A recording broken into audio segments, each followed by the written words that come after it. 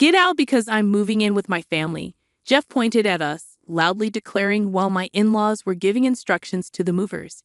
His face twisted maliciously, and I couldn't help but show my disgust. However, Stacy, next to me, reacted differently, asking Jeff with confusion, "Dad, you didn't know?" Hearing this, Jeff was visibly puzzled. Stacy seemed so flustered that not only Jeff, but also his mother and father stopped what they were doing and looked over at us.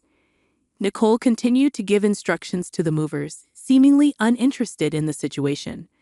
Despite my dismay at the behavior of Jeff's family, I was determined to reveal a certain truth. My name is Dean Anderson, a 46-year-old remote worker. I have a husband and a daughter leading a typical life. After several dates, Jeff proposed to me 3 years into our relationship. Having a frequently ill mother, I wanted to marry as soon as possible to give her peace of mind, so I accepted Jeff's proposal. Sometime after our marriage, I found out I was pregnant. Jeff was truly happy, eagerly looking forward to seeing our child. When our daughter Stacy was born, Jeff took an active role in parenting, and I lived happily. However, I had some worries. The biggest concern was about my mother. Her health improved upon seeing her grandchild, despite being almost better than before, and she visited us often. Initially, she visited frequently, but as Stacy entered middle school, my mother's health visibly declined. I quit my job to be available for my mother, choosing remote work. This decision allowed me to fully take care of my mother's hospital admissions and discharges. By the time Stacy graduated middle school, my mother was very happy when we visited her. I hoped she would gradually recover and be able to go out as before. However, around this time, Jeff's behavior began to change.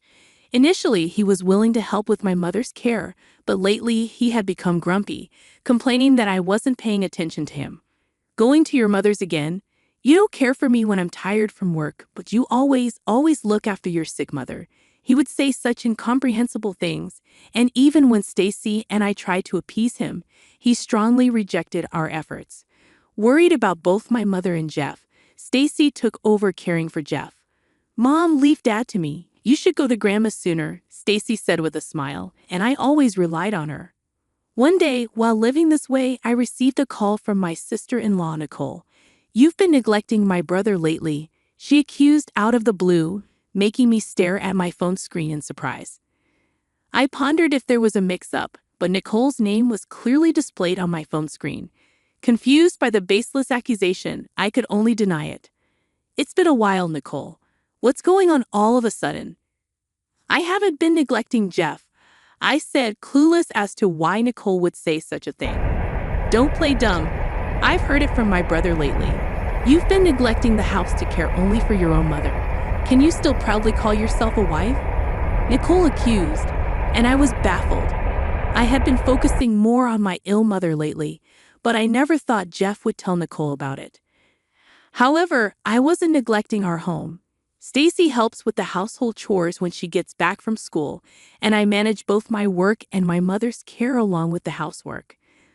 Lately, I did feel like Jeff's complaints had increased, but they were about trivial things like wanting to eat at expensive restaurants or not liking the smell of the laundry detergent, things we couldn't do much about.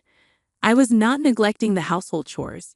Just as I was about to explain in detail, Nicole said something shocking. "Unfortunately, this has reached our parents too. Someday, our angry mother might come to scold you." Leaving me with those irrational words, Nicole hung up.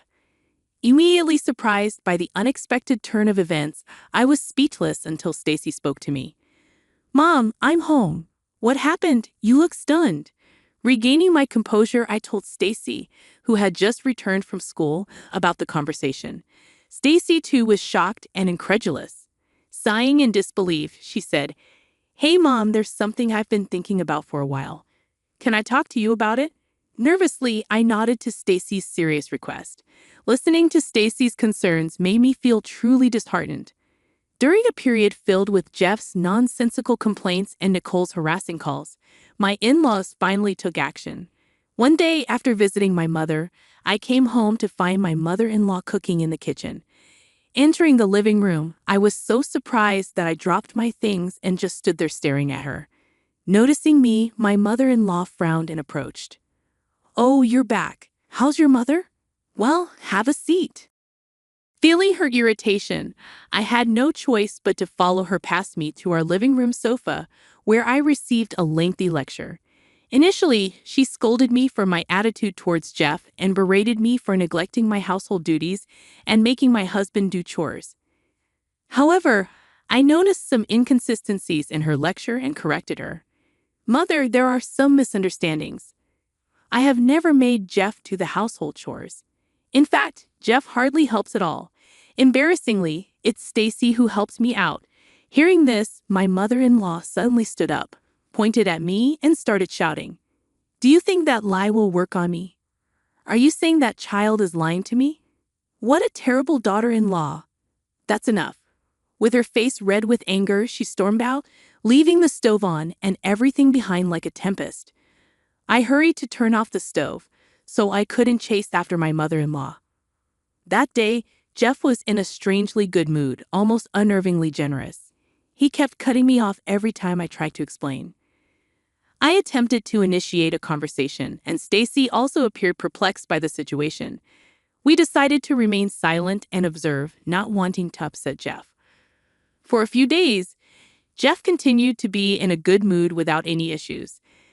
Thanks to that, I could take care of my mother without feeling uneasy.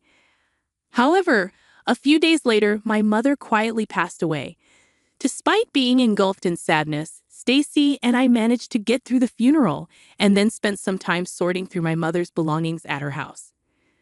I had hoped for Jeff's assistance, but bringing it up made him sullen for the first time in a while. So Stacy and I proceeded with the task, and naturally, the house was filled with memories of my mother, making it difficult to make much progress. As each item reminded us of her, I reluctantly contacted Jeff, and despite his initial good mood, he suggested we stay the night at my mother's house. However, with Stacy's school and my work, it wasn't that simple. For the time being, I told him we would return home the next day and decided to rest for the night. The following day, after making some progress with the sorting, we decided to go back to our house. As we approached our home, I noticed a large truck parked in front of it. Wondering what it was, I realized it was a moving truck with Jeff and my mother-in-law directing the unloading. Confused, I ran up with Stacy to stop them.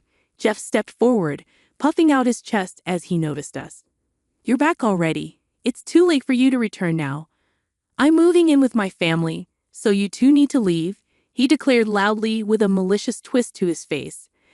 I couldn't help but show my disgust, but Stacy, standing next to me, asked Jeff with confusion, "Dad, you didn't know?"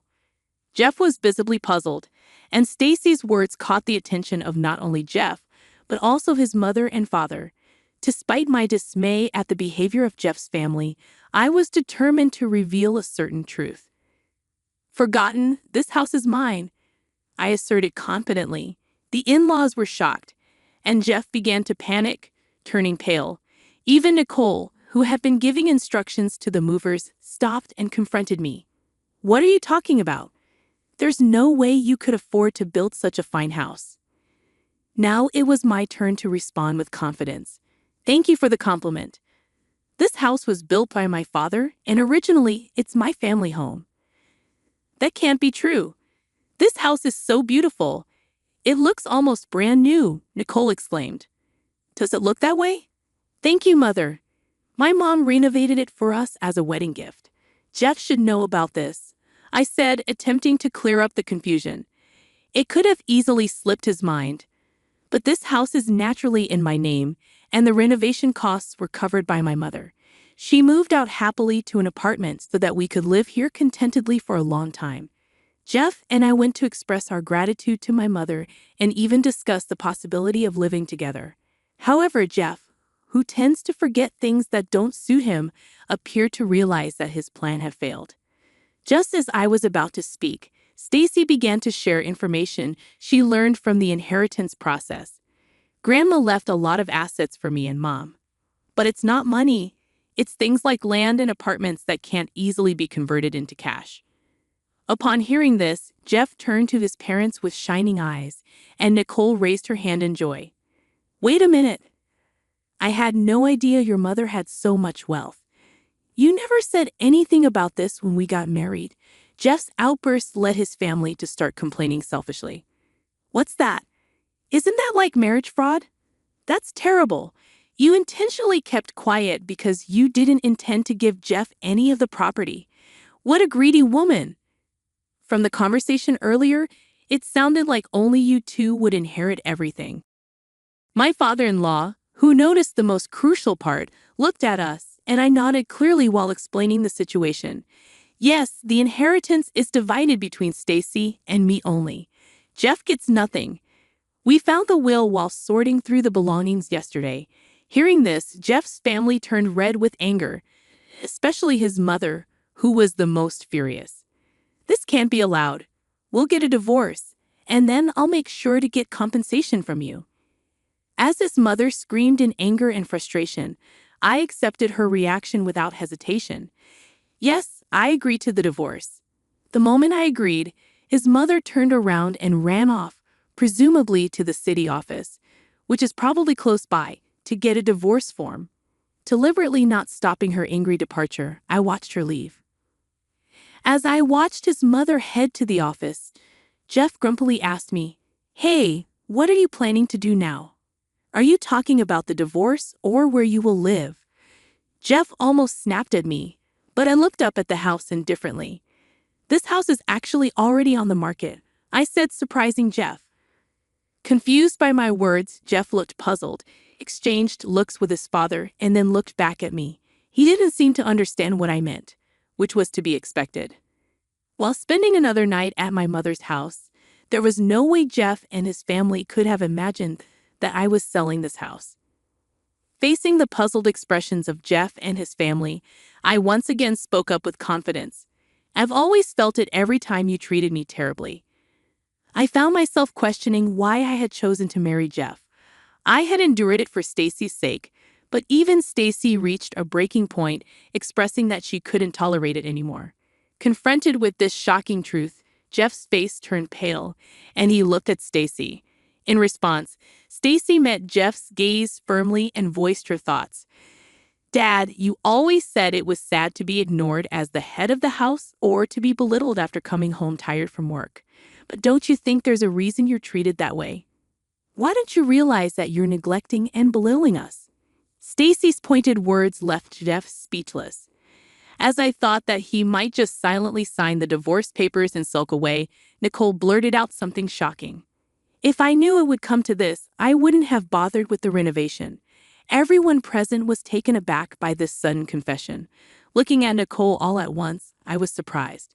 Not only were Jeff and my father-in-law unaware of Nicole's actions, but her statement itself was unexpected. "Why would you do something like that without permission?" yelled my father-in-law, to which Nicole started making excuses without much concern. "I wanted to live in my ideal room, okay, so I thought, why not take over this house and renovate it while we're at it? But you're selling the house, right?" "Oh, but if you're selling it, why not renovate it and sell it for more?"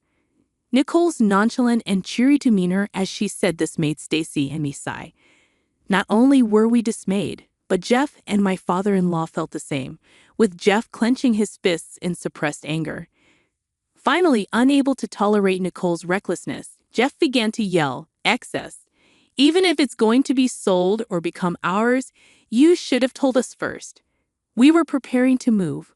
Where were we supposed to live during the renovation?" Though his preamble was a bit off, his point was valid, leaving Nicole surprised. "Oh, really?" As Nicole responded, Jeff was about to yell again when we saw my mother-in-law running towards us from a distance. It seemed she had brought the divorce papers. "I got it. The divorce papers. Now sign it right here." Despite being out of breath and excited, my mother-in-law, who was handing me the divorce papers, was unaware of the commotion that had just occurred. But that didn't matter to me. I took the divorce papers from her and handed them to Jeff. "You write it. After all the times you've belittled me, you agreed to our divorce, right?" "No way." Jeff immediately refused, possibly because he knew about my mother's inheritance. However, I couldn't tolerate Jeff's behavior and his family's strange antics any longer, so I provoked him, aiming to get him to write the divorce papers. Changing your tune so suddenly? Seems like you've been in a good mood lately, probably thinking about taking over my house, right? Too bad. Even without my mother's inheritance, I had no intention of handing over this house. It's already planned to be sold. Either way, you'll end up homeless. At my words, Jeff looked bitterly at the divorce papers, trying to control his anger and calm himself. I knew too well the points that would set Jeff off. It might be a disgrace to you, but if you sign this divorce paper, I might feel a bit relieved. I figured that by demanding from a position of superiority, Jeff would easily be swayed to do as I wished. Given his condescending view of me, this statement was born from such thoughts, but indeed, it contained many of my true feelings. As expected, Jeff's face turned red with anger, and he snatched the divorce papers from my hand, starting to write immediately. "If you insist so much, I'll give you your divorce." I felt a sense of relief at Jeff's hasty action. I had worried that he might reconsider and calm down, but Jeff was simple after all. After receiving the half-completed divorce papers, I filled in my part to prevent any further unexpected events and completed it. I then entrusted the finished divorce papers to Stacy and turned back to Jeff's family. "All that's left is to submit this to the city office, so take all the stuff you brought in with you." Wait a minute. Are you serious? You said you feel relieved if Jeff signed the divorce papers. That's correct, but I never said I'd agree to the move. What about the renovation? Renovation? Unaware of the renovation discussed in her absence, my mother-in-law standing next to my father-in-law grabbed Nicole. After receiving an explanation, a big argument started, and while my father-in-law and Jeff tried to intervene, I attempted to leave with Stacy. However, Jeff and Nicole, determined not to let us escape, grabbed at us. But the movers, who had been watching the situation with dismay, stepped in to mediate. Amid the chaos, we heard the sound of police sirens. Protected by the movers, I looked around and noticed neighbors gathered, drawn by the noise. Seeing a police car approaching with its red lights flashing, someone from the neighborhood must have called them, and we felt relieved.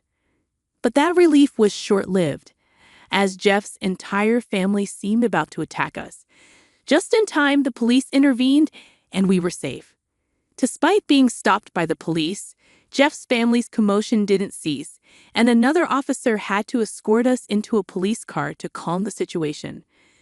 Nicole, mistaking our being escorted for an arrest, attempted to throw belongings into the house and was naturally stopped by the police. With additional support arriving to finally quell the disturbance, as Jeff's family began to calm down, the police asked us to accompany them for questioning, leading to further troubles when either Jeff, Nicole, or both acted against the officers. They were arrested for obstructing official duties and taken away in police cars that had arrived for backup.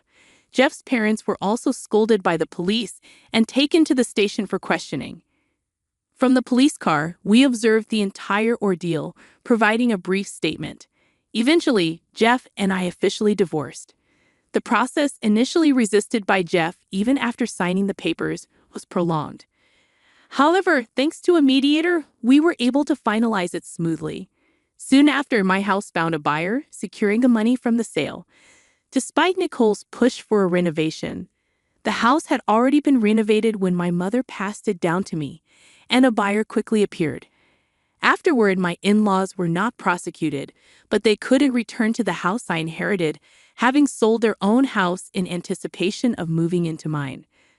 This left them without a place to live, and due to the commotion, they became outcasts in the community, struggling to find a place to belong. My claim for compensation further cornered Jeff's family. The incident became well known at Jeff's workplace, leading to a pay cut followed by his voluntary resignation. Now, he is working day jobs to make compensation payments to me and, for a short while, child support for Stacy. Balancing income and expenses is difficult, and he seems to be juggling multiple jobs to keep up with the payments. As for Nicole, After the dust settled from the incident, she continued working as a beauty consultant as if nothing had happened. However, rumors reached her customers, and eventually, upper management learned of the incident, leading to her dismissal. Despite once living a flashy lifestyle, her savings quickly dwindled. Like Jeff, she is now working multiple jobs to make ends meet, including compensation payments to me. Regarding my in-laws, there was some trouble after the incident, leading to their divorce. Now they are living separately. The mother-in-law, ostracized by the neighbors, was fired from her part-time job. The father-in-law, who planned to enjoy his retirement with his pension, had to allocate most of it to compensation payments to me and is now looking for work despite his age. They are each in a difficult situation, but this is their reparation to us, and I hope they take this time to reflect. On the other hand, Stacy and I have moved to a new house. Even if Jeff's family tries to approach Stacy's school, it's not an issue since she has already transferred. Continuing my work from home and thinking about spending peaceful days ahead with Stacy naturally brings a smile to my face. Feeling liberated from our past troubles, I plan to live happily with Stacy, just the two of us. Bridezilla SIL insisted on me purchasing her $3,500 wedding dress and relentlessly mocked me on her significant day. Seeking revenge, I, a 27-year-old woman, found myself serving as the maid of honor for my sister-in-law, Christina, aged 25. My marriage to her brother, Martin, aged 28, had reached its one-year mark, and while the rest of Martin's family had embraced me, Christina remained an exception. Despite my initial attempts at kindness, Christina's uptight and mean demeanor resembled the mean girls from my high school and college days. Recognizing the futility of befriending her, I ceased efforts, and we settled into a pattern of mutual ignorance. Martin, concerned about our strained relationship, attempted to foster friendship, but Christina's lack of reciprocity led him to abandon the endeavor. The rest of the family, uninterested in forcing a connection between us, left us to our own devices. Given our history, I was surprised when Christina asked me to be her maid of honor a couple of months ago. Initially unenthusiastic about the idea, I expressed my need for time to consider before ultimately planning to decline. Christina and I barely knew each other, and she had made her dislike for me abundantly clear. Moreover, the role of maid of honor felt like a substantial commitment I wasn't prepared to undertake for someone like Christina. Despite my inclination to decline, I consulted Martin before making a final decision. He suggested that being Christina's maid of honor could be an opportunity for us to spend time together and possibly improve our relationship. Skeptical but swayed by Martin's reasoning, I reluctantly agreed, believing that Christina's invitation might signal a tentative gesture of friendship. The decision, however, came after extensive deliberation. I took a chance and agreed to be her maid of honor, only to regret it within a few weeks. Initially, she displayed a surprisingly pleasant demeanor, a welcome departure from her usual cold and gloomy behavior towards me. We had a great time planning and going out for brunch together. However, the situation took a turn when she asked me to purchase her wedding dress, a stunning but pricey $3,500 gown. Despite her mother's generous offer to let her wear a beautiful wedding dress from her own nuptials, altered to fit her perfectly, my sister-in-law insisted on the expensive dress that exceeded her budget. She explained that her current salary couldn't cover the cost, but she was determined to have that specific dress. Desperate, she appealed to me for financial assistance, knowing that my income surpassed hers. She couldn't turn to her parents or her fiancé, who both had valid reasons for not funding the extravagant purchase. Since I was her maid of honor and perceived as the designated rich relative, she felt it easier to approach me. As an investment banker, my income indeed exceeded most of her family members, but the reality remained that we weren't blood relatives. Feeling cornered, I tried to offer excuses, but her insistence wore me down. Reluctantly, I agreed to buy the dress on the condition that she reimbursed me in full afterward. Thankfully, I had the entire conversation recorded in text messages, where she acknowledged her commitment to repay the full amount. Now, armed with this information, I could use it against her. I had purchased the dress, and she was ecstatic. Her kindness towards me surpassed even her treatment of the other bridesmaids, who were her close friends. It felt rewarding for a couple of months until the wedding day when she reverted to her old self in a particularly hurtful manner. On the day of the ceremony, she not only resumed her cold behavior but took it a step further by openly mocking and humiliating me in front of her friends and other guests. While the ceremony went smoothly due to minimal interaction, she began distancing herself from me early in the morning of her wedding. During the event, she reluctantly included me in socializing, but used the opportunity to make mean-spirited jokes at my expense, making both the guests and me uncomfortable. Her cruelty knew no bounds as she ridiculed everything from my appearance to my personality, targeting my weight, nose, social anxiety, and even my perfectionism. The unwarranted and senseless nature of her actions baffled me, especially considering the positive rapport we had established leading up to her wedding. I had almost believed we were friends. Unable to endure the humiliation any longer, I confronted her privately, questioning the sudden change in her behavior. She dismissed my concerns, claiming I was being oversensitive and insisting that she wasn't making fun of me. It was merely her sense of humor. Frustrated, I expressed my discomfort with her so-called humor, but she brushed it off, suggesting that if I couldn't handle it, I shouldn't be friends with her. Left standing in shock at her callousness, I eventually lost my temper and did something perhaps ill-advised. Positioned not far from the stage and noticing the band still setting up, I seized the moment. Walking onto the stage, where the microphones were not yet in use, I delivered a speech, a decision I would come to regret. As all eyes turned toward me, I had everyone's attention. I began my impromptu speech by recounting how Christina had asked me to be her maid of honor a couple of months ago. My husband and I naively thought it could be an opportunity for us to finally bond with her.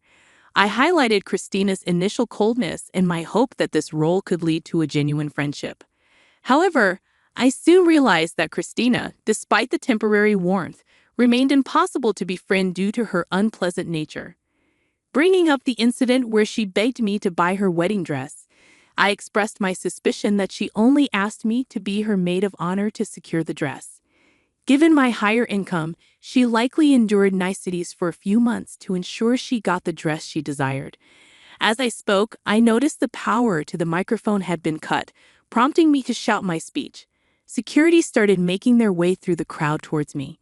Taking advantage of the moment, I revealed the damning texts on my phone, labeling Christina as tacky, ungrateful, and, fittingly, badzilla. Without looking back, I left the venue, relishing in the satisfaction of hearing her cry. On the bus home, I checked my phone to find around 100 texts from my family, including confused messages from my parents who had witnessed the spectacle at the wedding. Martin, my husband, expressed his disbelief and the need for a serious conversation. He also mentioned that Christina had become inconsolable after my departure, causing a temporary halt to the proceedings. Upon reaching home, I ignored the influx of texts from irrelevant relatives seeking drama and gossip. Instead, I treated myself to a cocktail and ordered a burger, compensating for the missed enjoyment of the wedding feast. Opting for a laid-back afternoon, I settled in front of the television to unwind. I chose to remain unresponsive to calls and texts until the evening, feeling it wasn't necessary to engage with anyone in my agitated state. The swirl of emotions, insult, humiliation, and a sense of being used overwhelmed me. Despite acknowledging the erratic nature of my actions, I grappled with conflicting feelings and couldn't muster the courage to explain myself to anyone. The only individuals I believed deserved an explanation were my parents, Martin, and my in-laws, excluding Christina, who was well aware of the circumstances. Martin returned home around 9 o'clock, and the atmosphere remained tense. He entered without uttering a word, leaving me to anticipate a conversation after he freshened up. An hour passed with no sign of him approaching, prompting me to take the initiative and break the silence. Despite his stony demeanor and engrossment in his phone, I entered the bedroom where he lay. Drawing inspiration from my unfiltered approach at the wedding, I began explaining how Christina had insulted me throughout the morning. I recounted how I had given her an opportunity to apologize or reassure me that the mockery wouldn't continue for the sake of garnering laughs from her guests. Expressing my discomfort with the humiliation, I was met with Christina dismissing my concerns, stating that I was making a fuss over nothing. This response infuriated me, particularly since I had voluntarily bought her the dress, expecting at least a modicum of gratitude. Instead, she acted as if I were overreacting, fueling my anger. Unable to contain my frustration, I disclosed this information to her guests, essentially mirroring her behavior, albeit with the advantage of the microphone. Despite believing this explanation would suffice for Martin, he remained silent, continuing to ignore me. Once again, I lost my composure and insisted that Martin talk to me. Finally meeting my gaze, he acknowledged my feelings of humiliation but firmly asserted that it didn't justify ruining Christina's wedding day. He emphasized the broader impact on his family's reputation and urged me to consider the consequences of my impulsive actions.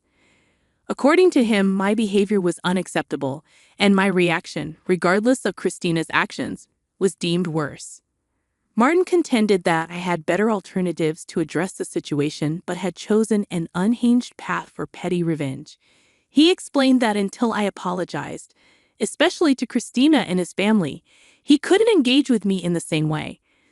Despite finding it ludicrous, he expected me to apologize to Christina, placing the blame on her for initiating the conflict. This led to a heated argument where I declared my refusal to apologize to anyone except Martin and his parents, insisting that Christina was the one at fault. The impasse has persisted for a couple of days, leaving us in a state of silence. Reflecting on the situation, I grapple with the possibility that I may not be entirely in the right. While I adamantly refuse to apologize to Christina, I'm starting to acknowledge Martin's point about handling things more reasonably in my anger. It's a conflicting and confusing situation, and I'm uncertain about how to navigate the aftermath of delivering a harsh speech at my sister-in-law's wedding and making her cry.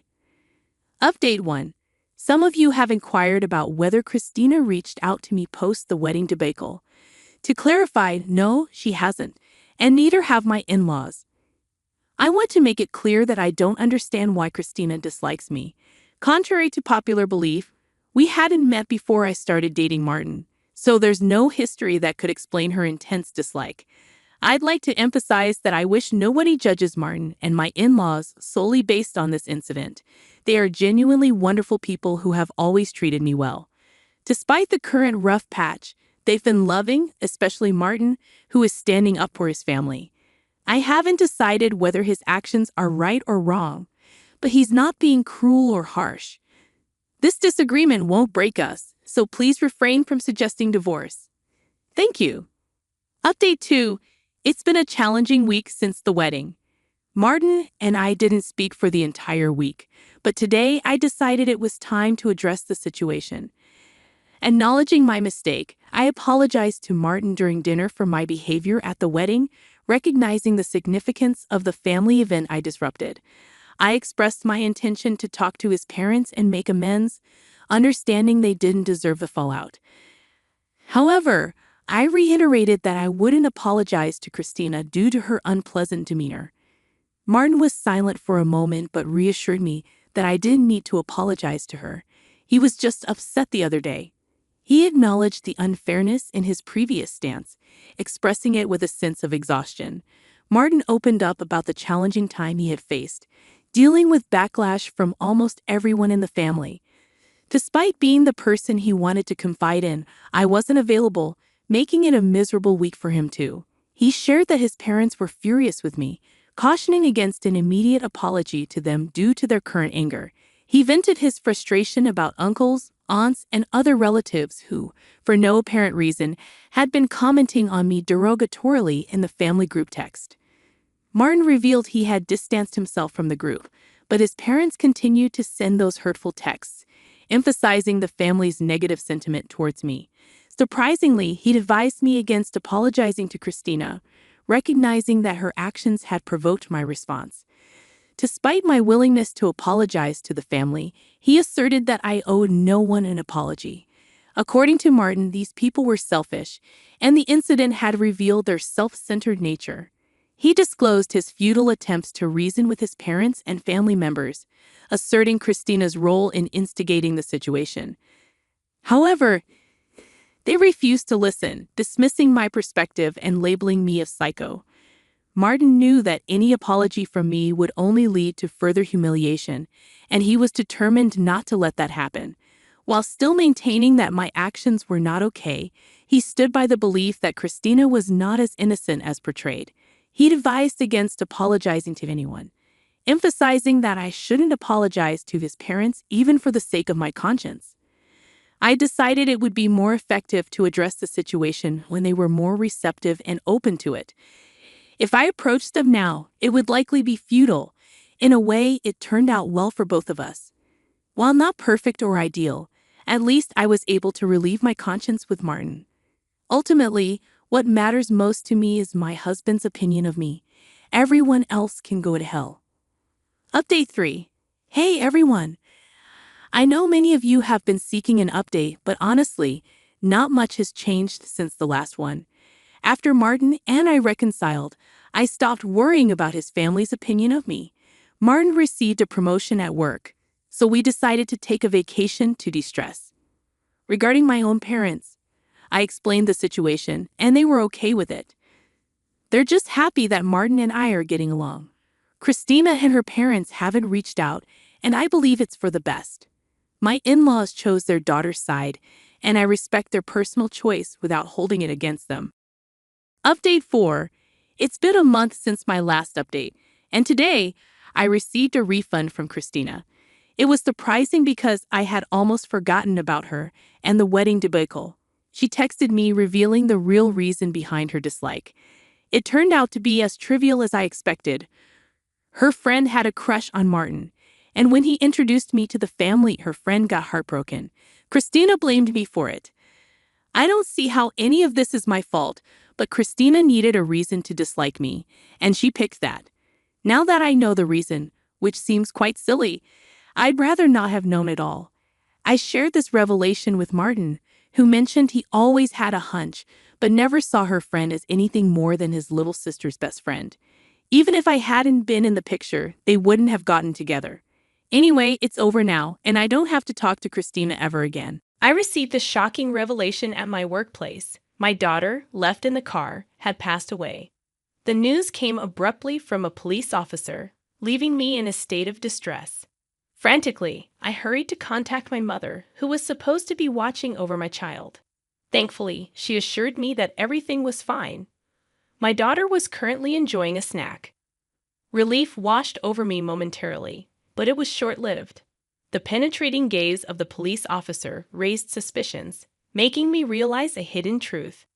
I am Kinaya Mullen, 38 years old, residing with my husband and child. My husband, 4 years my senior, works as a sales manager at a house manufacturing company. His demanding job often keeps him occupied on both weekdays and holidays, making him less involved in childcare and household duties. Requesting his help in picking up our child on his days off often resulted in frustration. Recalling a past incident when I worked at a drugstore on a Sunday, I asked him, who was on a day off, to care for our child. His response was dismissive, stating that he needed to relax on his day off, unlike me, a mere part-timer. Despite my concerns about his nonchalant attitude and whether he was properly caring for our child, Lucien, who is adept at playing independently, didn't require much attention. However, that day at work was difficult as I couldn't shake off the worry about my husband's caregiving capabilities. Subsequently, I entrusted my child to my nearby living mother. Fearing confrontation and reluctant to make situations awkward, I struggled to voice my concerns. He's exhausted. I need to understand that. I reasoned with myself, grappling with the challenges of parenting and managing household responsibilities on a part-time basis. Then, a pivotal incident unfolded on a particularly cold day. At the crack of dawn, the store manager called me urgently. Could you fill in for a colleague who isn't feeling well? Staff members often covered for each other's shifts. I'll be a bit late. I have to drop off my son at my mom's, but it's fine, I assured and ended the call. Upon contacting my mother, she readily agreed, prompting me to hastily prepare. Unexpectedly, my usually reserved husband, Jeffrey, offered unusually supportive words. Should I take him to your mother-in-law's? I was taken aback by his uncharacteristic concern. Really? Are you sure? What about your job? His unexpected support astonished me, and he assured, it's all right. I'll make it on time. Observing him happily picking up our son, I expressed my gratitude. Thanks, but he needs a car seat. Why don't I use your car today? I'll even drop you off at the train station. You're not comfortable driving my car, right? His large car intimidated me, but he reassured, it's genuinely helpful. Following a safe day at work, I received sincere thanks from the store manager, and even regular customers expressed their gratitude. The warmth of appreciation made me happy. However, just before concluding my shift around 4:00 p.m., an unexpected intercom announcement summoned me to the backyard. 2 men awaited, and the store manager discreetly informed me, it's the police, introducing me with a puzzled expression. This is Cam Mullen, police. Yes, I am Mullen. Despite my confusion, I struggled to piece together the situation, but nothing seemed to justify a policeman in casual attire approaching me. The officer scrutinized me from head to toe, urging me to remain calm as he delivered the devastating news. Please calm down and listen. Your daughter has passed away. Daughter? Whose daughter? My confusion deepened as they proceeded to explain the grim circumstances. A 1-year-old girl had tragically succumbed to the cold in my car, parked behind the station.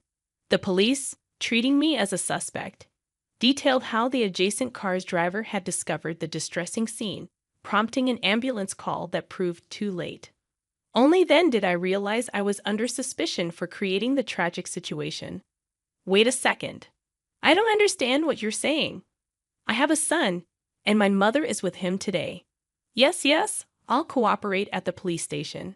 Despite my protests and attempts to clarify, the police officer lightly patted me down, refusing to let me speak further. It became apparent that they assumed I had left my child unattended in the car while I was at work. Treated like a criminal, it was only after being placed in a police car that I was granted permission to contact my mother. This is absurd. I'm with him, of course. My mother, unaware of the situation, seemed shocked by my call. Despite the relief flooding over me upon hearing the voices of my mother and son, knowing my child was safe, the stark reality of the girl's tragic death in my car lingered. Upon reaching the police station, a detective with an intense gaze relentlessly questioned me, describing how my husband had taken our child to my mother's place that morning seemed to temporarily dispel suspicions. However, my attempts to contact my husband during the police inquiry remained unanswered. They asked, "Can you confirm if you know the missing girl?" This moment proved more challenging than the initial suspicion. Gazing at the girl, appearing peacefully asleep, I cried, overwhelmed with guilt. Unfortunately, I only had a vague impression of having seen her somewhere. Honestly admitting this to the police, they urged, "If you recall anything, contact me," finally releasing me as darkness enveloped the outside. Anxious to reunite with my son, I rushed to my mother's house. In the midst of explaining the situation to my mother, tears flowed, providing comfort as my child slept peacefully. Returning home after 9:00 p.m., my son fell asleep once more.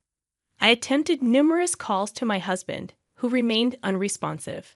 A midnight message arrived, revealing an unexpected business trip. Despite my immediate call, there was no answer, so I messaged back, informing him of the unsettling events. However, subsequent attempts to reach him were met with silence. The following day, I faced the morning after a sleepless night, haunted by a lingering concern. Beyond the distress involving my husband, the image of that girl persisted, as if I had encountered her before. Resolving to seek answers, I waited for my husband's work hours to commence, gathering the courage to make the call. My intention was to have his workplace contact him during his business trip. Surprisingly, I learned that my husband had taken a vacation since the previous day. Grateful yet perplexed, I found myself temporarily unable to process anything after the phone call. Amidst the shock, the idea of confiding in my best friend Chrissy dawned on me. Ready to make the call, I was met with astonishment upon opening my phone. In haste, I reviewed the messages from Chrissy lie. It's a lie. One of the images there shook me to the core, as the girl in the picture with Chrissy was the same girl left in my car. Oh my God, it was Chrissy's daughter who passed away. Suddenly, the fragments of yesterday's inexplicable events started connecting. The question echoed. Why was Chrissy's child abandoned in my car? Convinced that this wasn't a delusion, I began to suspect my husband and best friend of having an affair. 2 years ago, Chrissy, single after a divorce, had cryptically shared about her pregnancy, refusing to disclose the father. I won't tell you who the dad is. I'm just a single mother, she had laughed meaningfully. The possibility that the girl might be my husband's child loomed, though uncertain. Fueled by unbearable anger at being deceived for so many years, I felt a determination to unveil the truth in honor of the departed girl. My lack of assertiveness had allowed me to navigate my marriage without confronting my husband. However, upon discovering the betrayal, a newfound determination stirred within me. Realizing that 2 foolish adults had tormented an innocent child, I promptly took action to address the issue. After dropping my daughter off at the nursery, I headed straight to Chrissy's house. Upon arriving at her apartment and ringing the doorbell, Chrissy, still half asleep, answered. It's been a while. Did I wake you up? Huh, Kanaya, what's going on? Chrissy, lacking makeup, attempted to shut the door, but I anticipated it and placed my bag between the doors.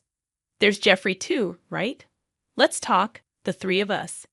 Despite Chrissy's panic, I found myself chuckling, perhaps due to the absurdity of the situation. Chrissy seemed unnerved by my strange laughter. All right, you should have told me you're coming, she grumbled but gestured for me to come in.